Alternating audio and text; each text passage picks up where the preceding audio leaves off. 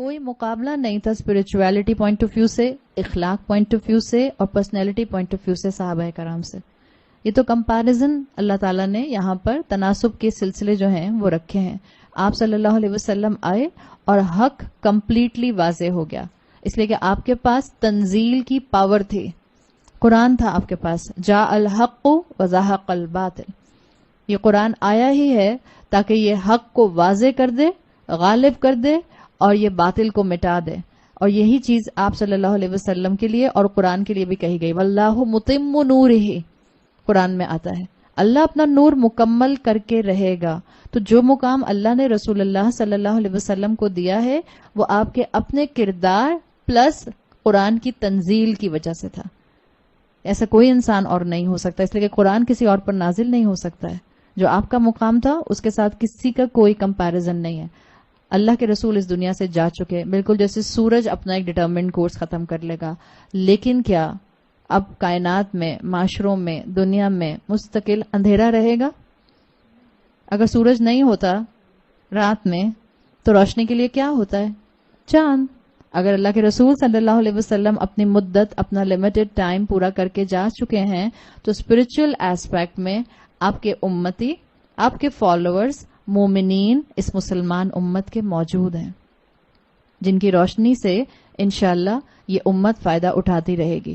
ہاں فیزز آئیں گے، لیکن جو بھی ایمان والا، جو بھی مومن حبل اللہ سے جڑا رہے گا، اسی نور کو تھاما رہے گا جس نور کو رسول اللہ صلی اللہ علیہ وسلم پر نازل کیا گیا تھا، تو انشاءاللہ وہ اپنے لیے اور امت کے لیے فائدہ مند رہے گا.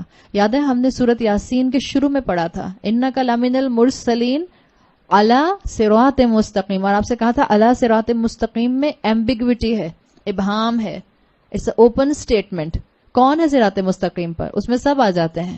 تمام رسول جن میں سے رسول اللہ کو بھیجا گیا وہ صراط مستقیم پر تھے.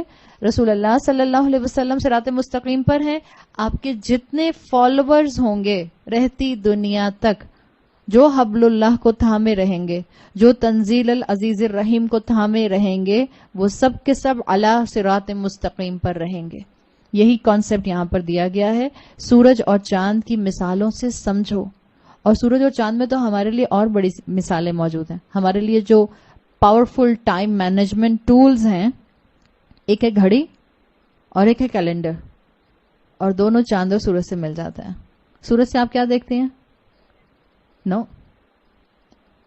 سورج از بیسڈ آن یور گھڑی. سورج سے آپ کی نمازوں کے اوقات ہوتے ہیں نا. آپ سورج کہاں آئے گا تو آپ نماز پڑھیں گی کون سی، کہاں آئے گا تو کون سی پڑھیں گی. لانگ ٹرم پر آپ کیلنڈر کہہ سکتے ہیں، بٹ مینلی اگر آپ دو مین ٹائم مینجمنٹ ٹولز بناتے ہیں، سو آرلی کیلکولیشن ہوتی ہے سورج سے اور آپ کی منتھلی کیلکولیشن ہوتی ہے چاند سے.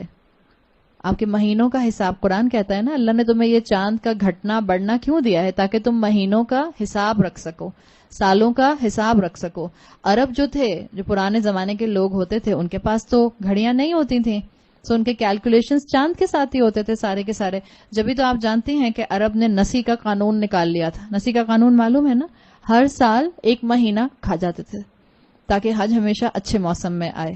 تو یہ ایک طریقہ کار اللہ تعالیٰ نے دیا ہے، ایک نشانی دی ہے اس سورج اور چاند میں کہ اللہ نے اپنا اپنا نظام بنایا. لَلشَّمْسُ يَنبَغِي لَهَا أَن تُدْرِكَ الْقَمَرَ کا مطلب یہ بھی ہے کہ گھنٹوں کا کام یہ نہیں ہے کہ مہینوں کی رسپانسبلٹی پر آ جائیں، اور مہینوں کا کام یہ نہیں ہے کہ وہ گھنٹوں کی رسپانسبلٹی پر آ جائیں.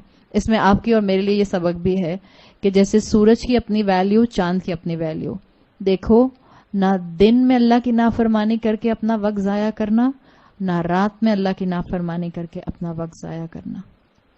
دن اور رات تمہارے ٹائم کے لیے بہت اہم چیز ہیں، اور کوئی امتی کبھی بھی نبی سے آگے نہیں جا سکتا. ہم نے اس آیت کے شروع میں یہی والی جو آیت آئی تھی نا، اس میں ہم نے پڑھا تھا، جہاں آیا تھا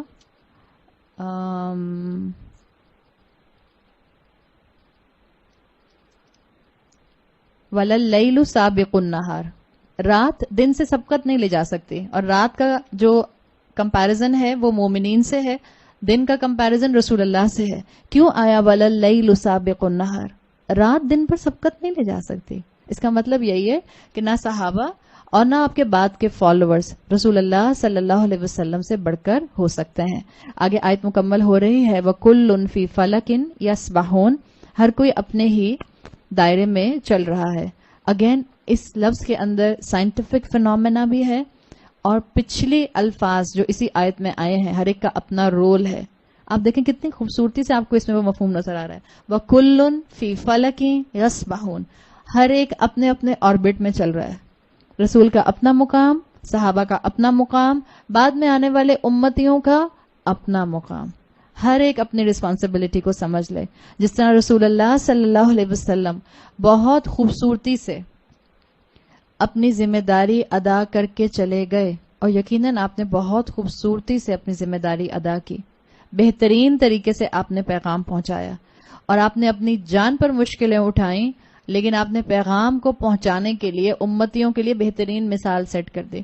آپ نے ہر طرح کے سرکمسٹانسز میں یہ بات بتائی کہ انسان کبھی بھی اللہ سے غافل نہ ہو. ہم کہتے ہیں نا آپ صلی اللہ علیہ وسلم کا ایمان کانسٹنٹ تھا. کیوں کہتے ہیں؟ اس لیے کہ آپ پر غم آتا تھا تو بھی آپ اللہ سے ویسے ہی جڑے رہتے تھے، اور آپ پر خوشی آتی تھی تو بھی آپ اللہ سے ویسے ہی جڑے رہتے تھے.